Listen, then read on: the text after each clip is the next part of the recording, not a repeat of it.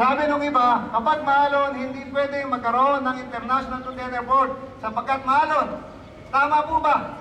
Bakit sa Taiwan, maalon, may container port?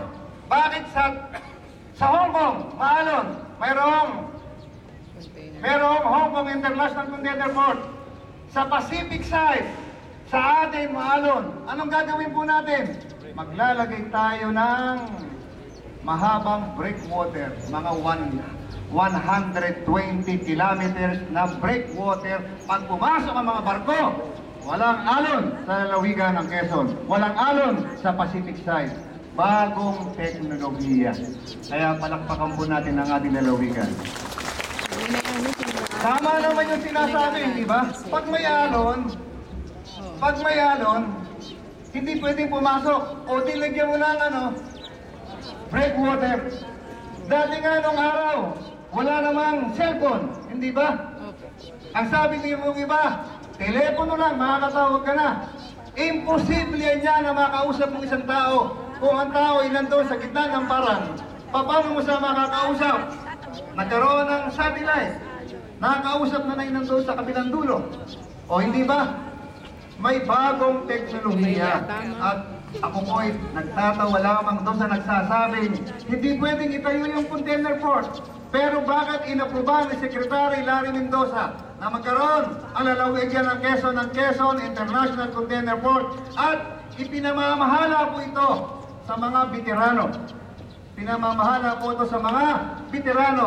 Friday ang maglalagay ng Quezon International Container Port at dadalhin po nila ito sa Regional Development Council. At ako po'y naniniwala na ma-approvean agad ng Regional Development Council ang paglalagay ng Quezon International Container Port sapagkat ang chairman ng Regional Development Council ay si Governor Rafi Nantes. Nakakakilabot, hindi po ba? Ito na, isinasabi natin. Hindi na po ito drawing. Yung salita ng salita dyan sa radio na hindi magkakaroon tayo ng container port. At may nagsabi pa dyan, ipapaputol daw nila yung kanilang ari. Ipaputol ninyo na. Sapagkat, yan. Sabi nung iba nung araw, yan na niyang pagdilaw Tayabas Road. Hindi magagawa yan. Sabi nung isang kumakandidato mayor, ipapaputol ko ang ari ko. Kapag nagawa yung pagdilaw Tayabas Road, ay ngayon, nagawa po, hindi pa rin putol yung ari niya. Ito po ang Tayabas na Mauban. Sabi sa akin, ilapos ako ni Kaadyong, Rafi, huwag mo muna sabihin, ipapagawa mo yung Tayabas na Mauban na yan. Sapagkat marami nang nangako dyan, di napagawa. Sinabi ko po ay ipapagawa ko. Ngayon, tapos po yung Mauban, Pagbilaw. Mauban, Tayabas Road. Sabi po doon sa Infanta Marikina Road, hindi mapapagawa yung Infanta Marikina Road yan sapagkat yan ay puntok na napakahaba. Yan ay 98 kilometers. Yung Infanta Marikina yan. Ano po ang ginawa ng inyong Governor Rafi Nantes? Pag upo kong Governor, meron po ako nakuhang congressman, pinagawa ko po yan worth 400 million. Pag upo kong Governor, dinala ko kay Presidente. Binigyan po, kasama ko si Secretary Evdani. At binigyan po ako ng pondo na 1.9. Ngayon, tapos na po. 2.3 billion pesos.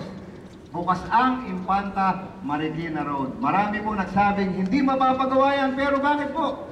Bakit po yung nagawa? Political will. Kaya po yung nagawa. At ano po yung sinasabi natin? Bakit tayo sumisigaw ng Pilipinas? Keso naman. Sapagkat ang sabi natin, ang susi sa pagunlad ay ang Quezon International Container Port sapagkat kung mayroong Quezon International Container Port, papasok ang barko ng Amerika, Australia, Canada, Japan at Korea sa ating pong lalawigan. Ngayon, wala na pong dahilan para hindi umunlad ang lalawigan ng Quezon. Meron tayong pondo na makukuha na 5.7 billion pesos. Yung ating programa sa pagtatayo ng container port, matutuloy na po.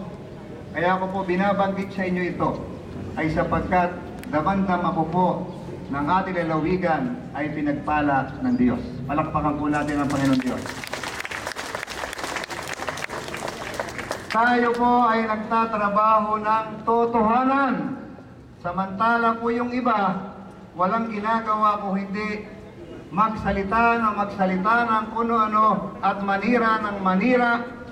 Tayo po ang mayroong ginagawa. Sila po ang walang ginagawa. 330 classroom. Pwede po ba naman yung 330 classroom na yan?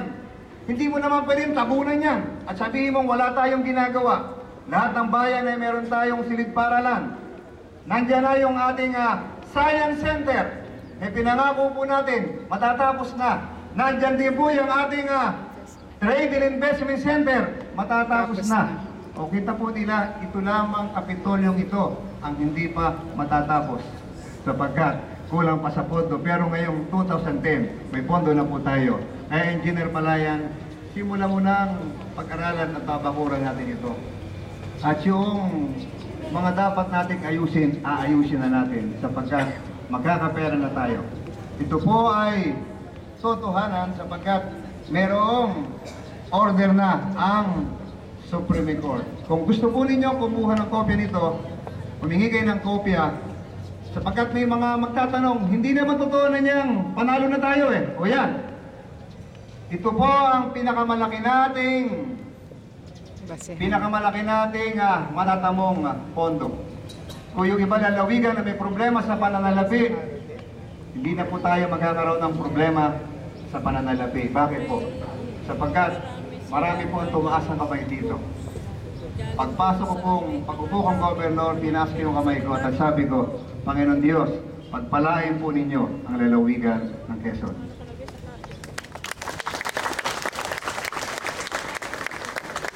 Masarap ang pakiramdam kapag tayo po ay nagtatagumpay. Ang tagumpay po ni Rafi Nantes ay tagumpay ng ating mga kababayan sa lalawigan ng Quezon. Kaya akin na pong nakikinikinita yung pong aking isinisigaw na Pilipinas! Napakahina po. Pilipinas! Quezon naman, dapat po yung sigaw natin hanggang barangay ng